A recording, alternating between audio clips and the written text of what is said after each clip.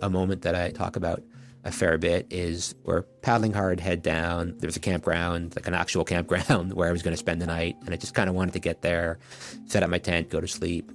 And I heard somebody yell, "Take a break, have a beer." And I looked over my shoulder and there was a marina and there was a group of people on the back of their boat hanging out. And my first thought was, I'm just going to keep going and, give them a wave. But I was like, no, why not? Why not take a break, have a beer? I'm only a mile from where I want to be. And I went over and they helped me up into the boat. And we just had this amazing conversation. They were so joyful and supportive of somebody who was doing something weird just because he kind of wanted to do it. Dan Rubinstein is a journalist from Ottawa, Canada, who spent years exploring how we connect with the natural world. Back in 2015, he wrote a book called Born to Walk, all about the science of walking outside. But after that project was done, Dan's curiosity began to shift from land to blue spaces, like rivers, lakes, oceans, and other waterways. He loved stand-up paddleboarding and would head out on the Ottawa River whenever he could. Before long, he started to wonder, what does being near water actually do for our brains and bodies? With that question in the back of his mind, Dan came up with a wild idea. In 2023, he set out to stand-up paddle 1,200 miles, from Ottawa all the way to New York City and back. Along the way, he met with experts who helped him understand the physical, mental, and social impacts of spending time in blue spaces. He later wrote about his experiences and findings in his book, Waterborne. I'm Shelby Stanger, and this is Wild Ideas Worth Living, an REI Co-op Studios production presented by Capital One and the REI Co-op MasterCard.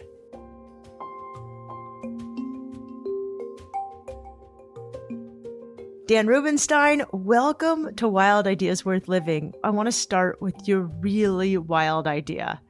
How did you come up with a wild idea to stand up paddle 1,200 miles from Ottawa to Montreal, New York City, Buffalo, Toronto, and back to Ottawa for 10 weeks? There's a long answer and a condensed answer to that question. And the kind of short answer is that I love stand-up paddleboarding. I had been doing it for about 10, 12 years before my trip in 2023. And it was kind of taking over my life. And at the same time, as a journalist, I was really getting into exploring the idea of blue space, of what happens to our bodies and minds when we spend time in, on, or around water. And I wanted to kind of combine my love for paddleboarding and my journalistic exploration of blue space into a book project. And I had some ideas. There's a lot of people I wanted to interview. And a writer friend of mine said, you need to wrap this around a journey of some kind. So I started thinking about routes I could do. And this trip took shape. And once I realized it was kind of feasible, it was all systems go. How did you even get into stand-up paddleboarding in Ottawa? I don't know anything about what it's like to paddle around there. Yeah, so this is going back to 2014, 2015, thereabouts. And I had just finished writing a book about walking, which was coming out. And I don't know if I was consciously looking for a new pastime or passion, but my wife and I had seen people on SUPs in and around the city. We've got one main river, the Ottawa River, a couple smaller rivers, the Rideau and the Gatineau rivers, and a big canal that runs right through the city, the Rideau Canal. So I started to see people on paddle boards, and it looked kind of ridiculous. We're a country of canoers and kayakers, and SUPs were relatively new, and it looked inefficient and just kind of weird. But something made me really want to try it. So we were camping at a park not too far outside the city with some friends, and some folks in our group wanted to rent canoes, and you could rent paddle boards there. So I rented a SUP, and it was kind of love at first paddle. It felt right from the start. The balance wasn't too difficult.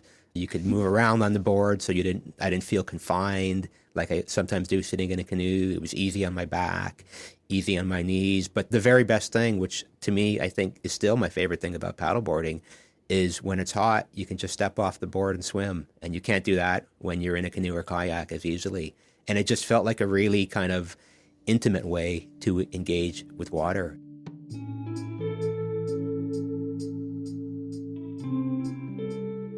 Stand-up paddleboarding made Dan feel relaxed and more clear-headed. He wondered if there was a scientific explanation behind the way humans are impacted by water. After looking into the literature on blue spaces, Dan was inspired to do some research of his own. He hatched a wild idea to stand-up paddle a 1,200-mile loop from his home in Ottawa all the way to the Atlantic Ocean and back. Starting on the Ottawa River, he'd head east to Montreal, then south to New York City. From there, Dan would head north to Toronto via the Erie Canal, Niagara River, and Lake Ontario. Finally, he'd return to Ottawa via the Rideau Canal. So talk to me about the paddle. Like, where did you start? Where did you go? Where did you stop? And how did you even plan this route? How did you train? Tell me about all of it. I didn't really embark on a formal training routine. I'm pretty active and decent shape. I kind of amp things up in the months leading up to my trip. I run, I do some weights, I cross-country ski a lot. So I did my first week as a bit of a proving ground. So I paddled from Ottawa to Montreal over the course of about 5 or 6 days, just to see, can I do 30 miles a day for a few days steady and camp and do the journalism I wanted to do and continue that kind of day after day. And yeah, it kind of worked.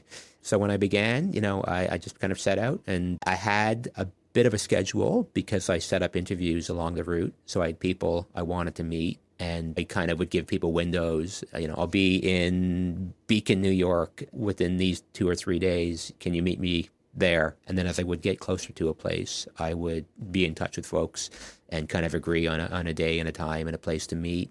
So I did have a bit of a schedule to keep. So my one kind of regret is that maybe if things were more open, I could have had bigger days, smaller days, kind of followed more serendipitous opportunities along the way. But I wanted to do the journalism. And as I write in the book, normal people have schedules to keep. So I couldn't keep people waiting. But yeah, I just kind of went and, tried to stick more or less to my schedule. There were a lot of surprises and changes along the way, but it more or less worked. In June 2023, Dan set out on a stand-up paddle expedition. After the first week on the water, he realized he could tackle more than 20 miles a day and still have time to interview people and take notes.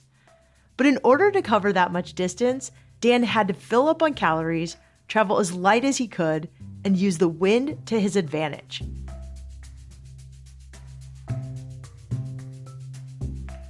How many miles did you actually paddle a day? I probably averaged 25 miles a day. I think my biggest day was about 40 miles with a bit of help from tidal current on the Hudson. And that was a long day, but because you're standing, because you can shift around, because the majority of the movement relies on your core, on the bigger, strong muscles, it's sustainable, right? I could not canoe for 10, 12, 14 hours, but I can and have paddleboarded for 10, 12, 14 hours. What did you do for food? Where did you put did you take a computer with you? Like, how did you? No laptop, just a phone, and I'm an old school notepad, so a lot of notepads, and then I would mail them home when I had filled a bunch of them up. You trusted the mail to keep your notes? Yeah, I know. Hey, that is crazy.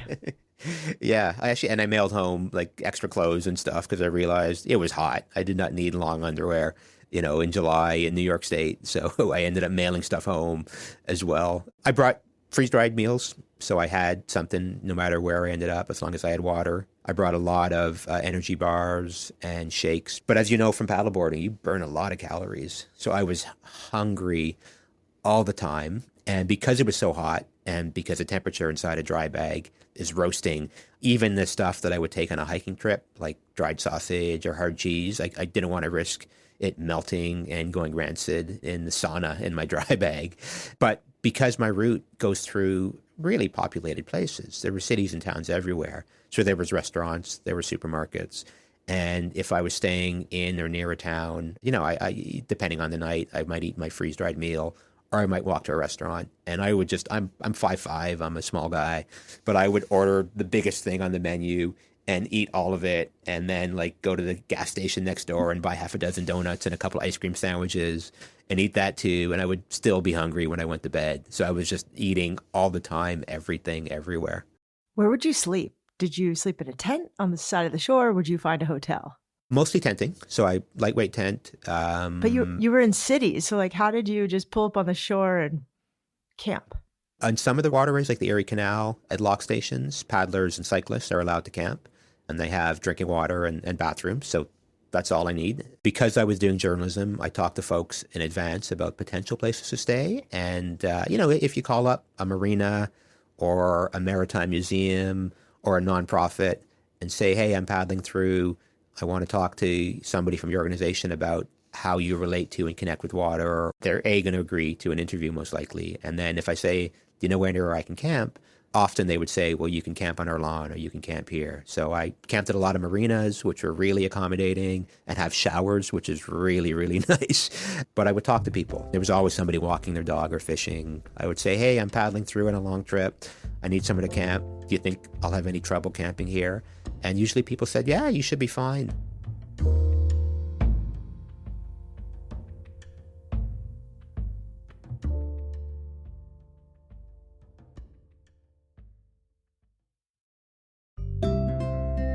Every year, Capital One and the REI Co-op MasterCard program proudly donate $2 million to the REI Cooperative Action Fund. The fund supports hundreds of nonprofit partners that are creating a more equitable outdoors for everyone. You've even heard of some of their stories on the podcast. In addition to supporting the REI Cooperative Action Fund, Capital One and REI have partnered on the REI Co-op MasterCard, bringing card members excellent card benefits that inspire more outdoor adventures. Find out if you're pre-approved for the REI Co-op MasterCard with no risk to your credit score. Go to rei.com/MasterCard-podcast to learn more. That's rei.com/MasterCard-podcast. Terms apply.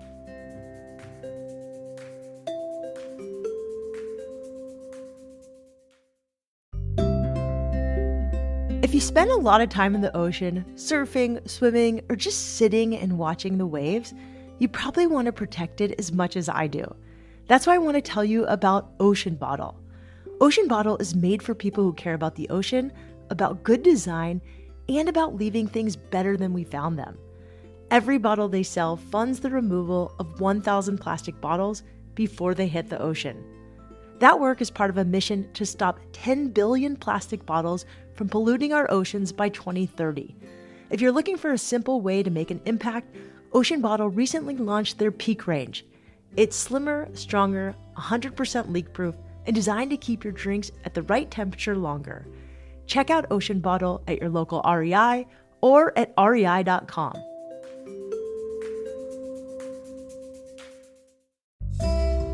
You know that feeling when the trail turns a corner and boom, in front of you is a massive mountain or jaw-dropping canyon vista. Now imagine that view is in Peru, Alaska, or Morocco.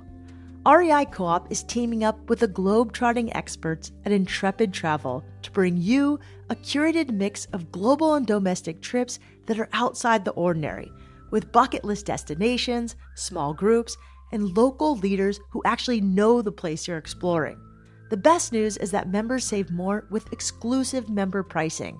Starting March 15th through the end of April, REI Co-op members get an additional $100 off all REI and Intrepid trips over $1,000. And that's on top of existing member travel benefits. The only question is, where will you go? Explore the REI and Intrepid travel collections at rei.com/travel.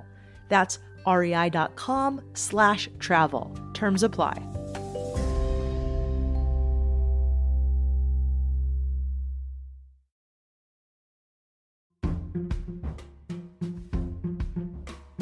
In June 2023, journalist Dan Rubinstein strapped 50 pounds of camping gear to a stand-up paddleboard and pushed off from shore in Ottawa, Canada. Stand-up paddleboarding is a very exposed sport. If it rains, there's nowhere to hide, and if there's lightning, you're a target. The tiniest bit of wind can make a big difference in how quickly you move. Not to mention, conditions can change in an instant. So what was the biggest day you did, like mileage-wise? It was July 4th.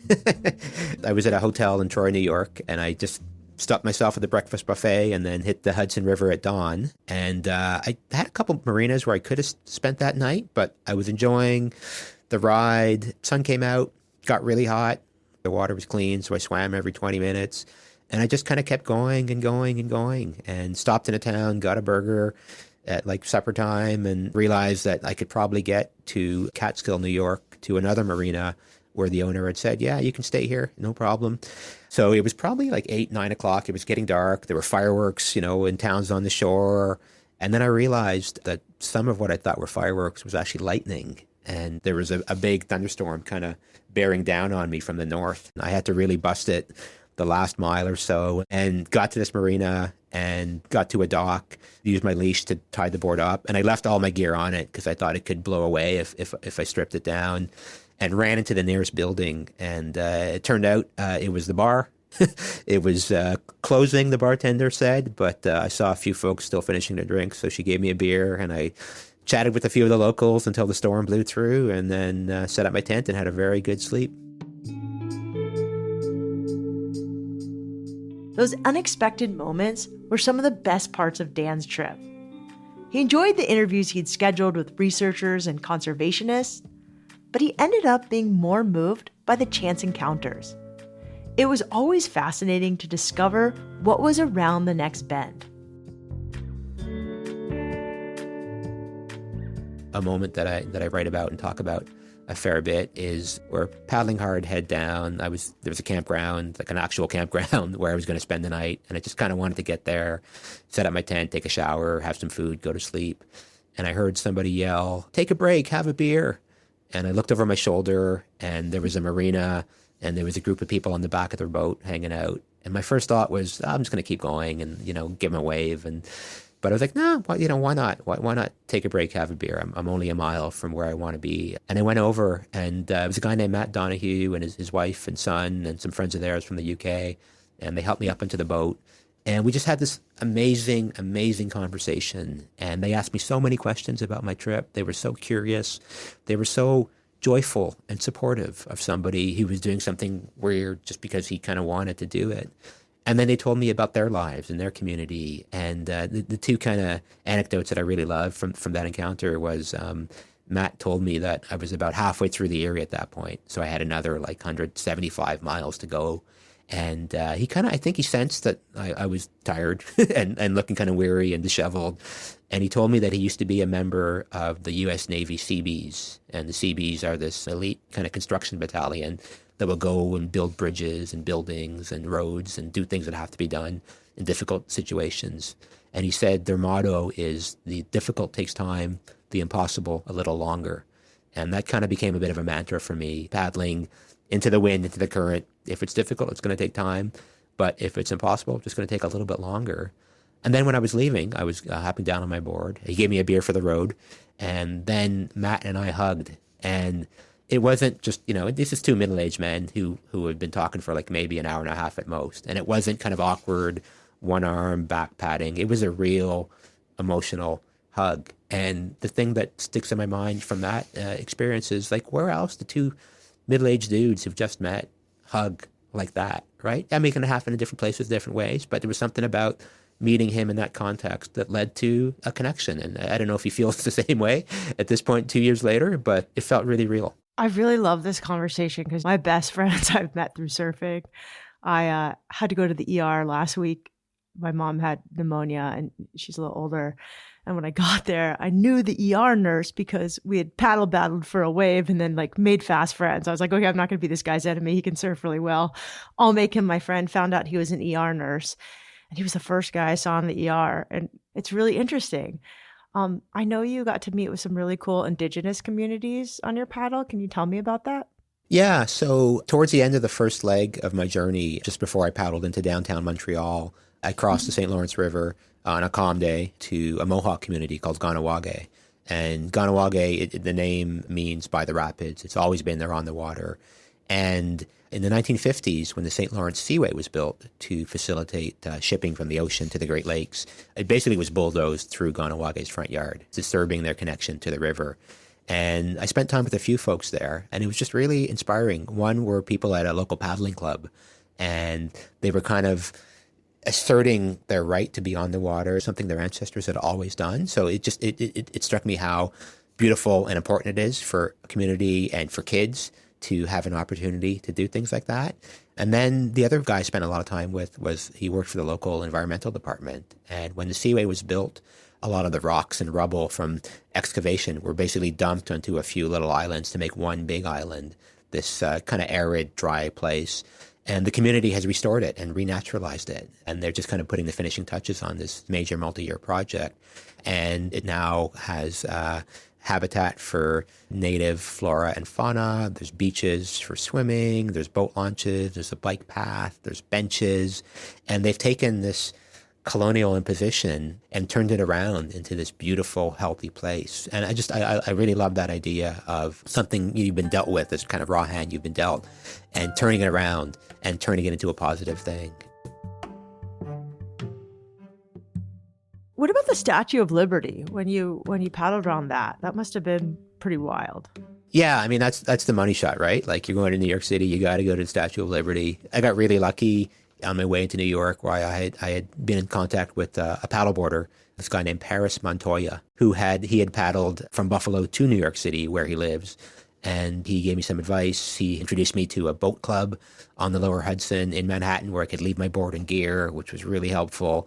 But the day after I got to New York, I went out with Paris, his partner, and a friend of theirs, and we circumnavigated the Statue of Liberty. And the New York Harbor is bonkers, right? Because there's tour boats, there's ferries, there's water taxis, there's police boats, there's barges. Everything is flying around really fast. There's big waves, there's wakes, the water's bouncing around.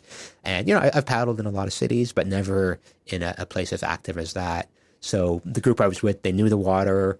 Two of them were licensed guides. They had radios, so they were communicating with the ferry captains. But we went out, and then we got to the statue and circumnavigated it pretty quickly. And, I wanted to kind of linger and reflect on the immigrant experience, because that's my family story in North America. My parents met in New York, got married there before moving to Canada. And I wanted to kind of have this emotional moment. But Paris said, "We got to go. There's boats coming." Paddling around the Statue of Liberty was exhilarating, but the next day was even more special. Dan went across the Hudson to Hoboken, New Jersey, where he visited the exact place where his parents met. He ended up stumbling right into a local community celebration of water sports and activities. It was a perfect full circle moment. By the time Dan left New York, the trip was only half over. He spent the rest of the summer paddling about 700 miles back to Ottawa before finally finishing in September. He'd pulled off the physical aspect of this challenge, but the real work was just beginning.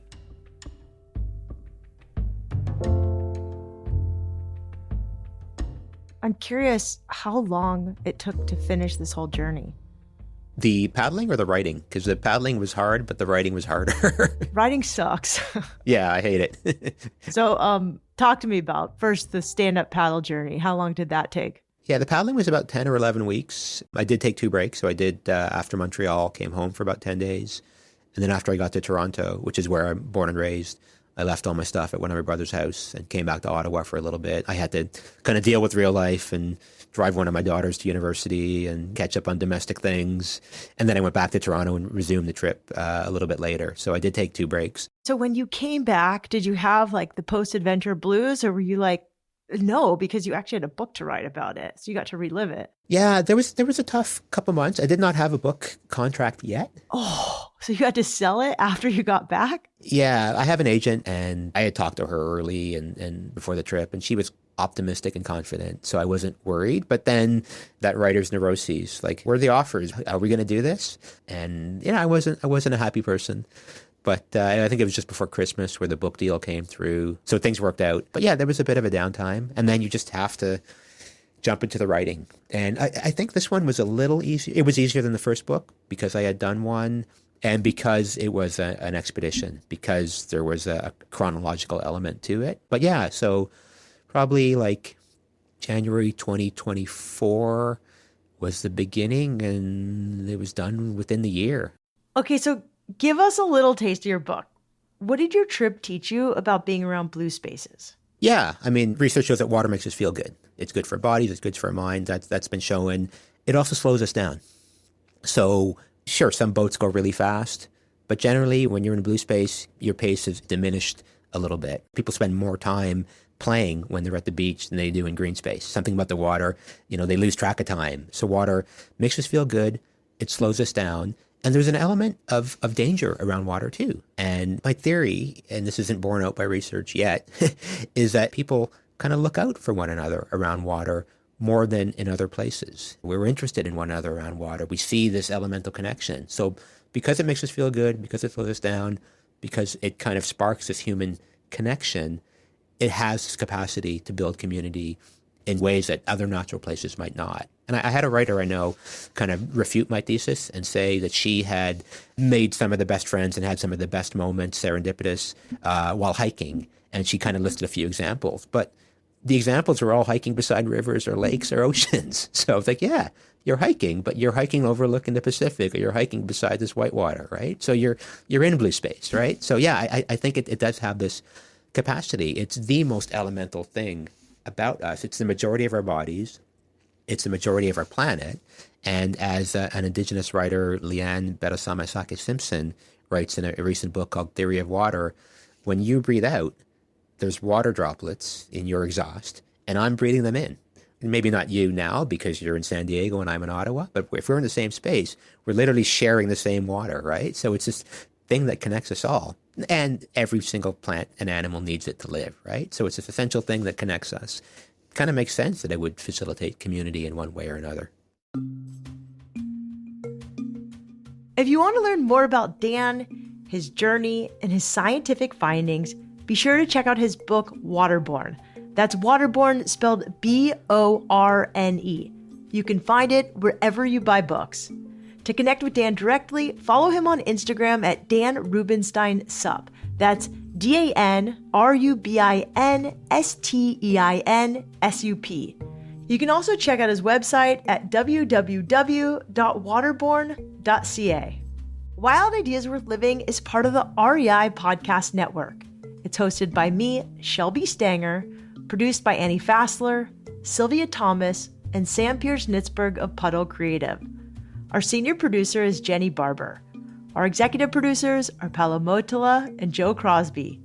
Thanks again to our partner, Capital One and the REI Co-op MasterCard. As always, we love it when you follow the show, take time to rate it, and write a review wherever you listen. And remember, some of the best adventures happen when you follow your wildest ideas.